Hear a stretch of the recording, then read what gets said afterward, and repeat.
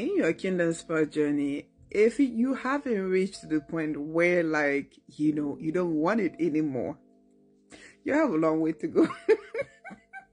I'm sorry for breaking your heart, but I'm just being honest.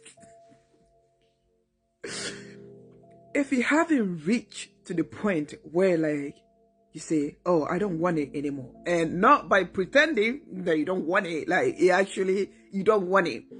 And how this gonna happen is that deep down, you're fed up with it. Deep down, you don't want it anymore, but you're afraid of being honest with yourself. So you'll find yourself praying this kind of prayer. Oh God, if this man or this woman is sent by the enemy, please remove them out of my life. Bring me the man or the woman you has for me. Now, even though God has given you confirmations over and over again that this person is your kingdom spouse. Listen. Even though God has said, you have received confirmations, he has said this to, visions, dreams, through prophets. Because I reached to the point where I was like, this man looks like he was sent by the enemy just to trap me, just to waste my time and hold me back from the man God actually has for me. Even though this has been confirmed to me over and over and over, and God himself, he got tired of giving me confirmations. And even those confirmations he was giving me, they were not doing anything to me. They were not helping me anymore. I was not believing in those confirmations anymore. It's just like to my spirit, I'm like, I don't want to watch that anymore. I'm fed up with this whole kingdom spouse videos. I don't want to watch it. It's just a scam. I reached that point. And I'm saying this because I have experience. So I started praying. I was like, Lord, I don't know what this is, but if this man is not from you, remove him out of my life, because I'm tired.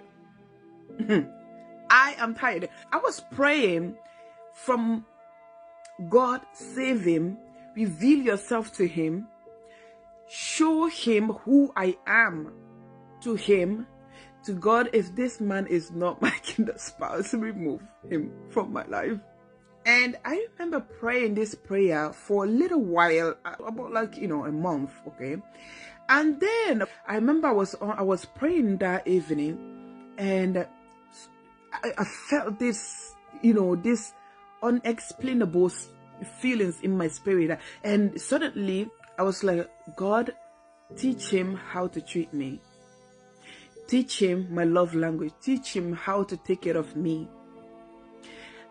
And I also said, God, reveal this man true intention towards me.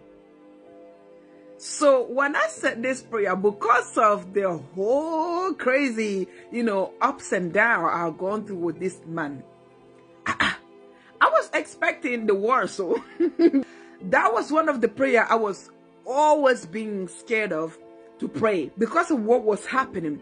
Even though I trusted in God, but a part of me was feeling like what I was seeing was, feeding this part of me that if I said that prayer, everything's gonna go wrong. Note, if this person is for you, even if he said that prayer, it's nothing gonna go wrong. If it does not go right, nothing gonna go wrong, because it is for you. This person is ordained for you. So that was one of the prayer I was always scared of praying.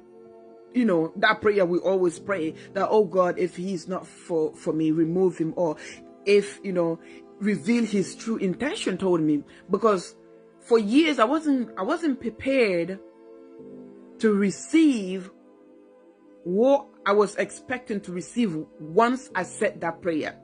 So that very evening, this word came out of my mouth. To be honest, I don't know where it came out of. That wasn't my usual prayer.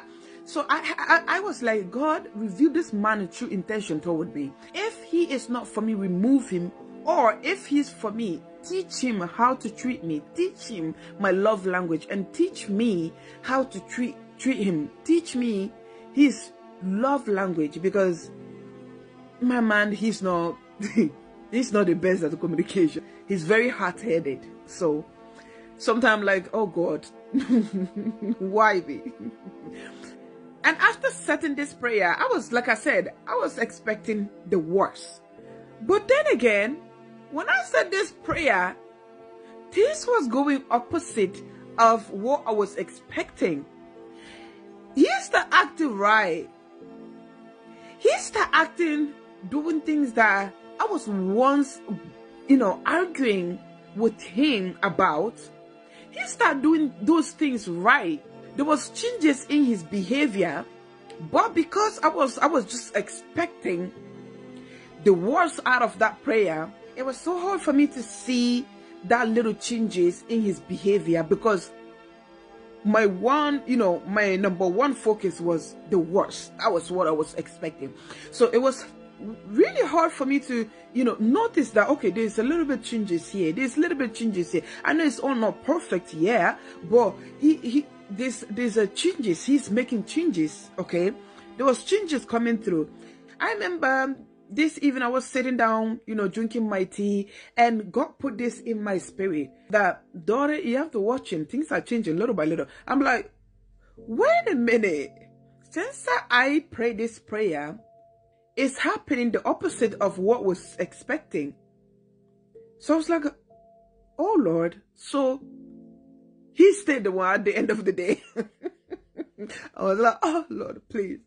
I was like, he's still the one at the end of the day, because when I said that prayer, I was just, like I said, I was expecting the worst. I was like, done, okay? I was just waiting for God to make things, finale, end of the things, okay? Just so like I can just move on with my life, because I was just tired of the whole situation, because it was like, we go a little bit better and then we drop again. We go a little bit better and then drop again. But I know the reason why that was happening, okay? I'm not going to lie to you. When I came in contact with my Kingdom Spa at my very end of my journey, God told me one thing that I'm not going to tell you what it is for me to quit on him. But I find myself, hard to quit this thing. So whenever I do this thing, things drops.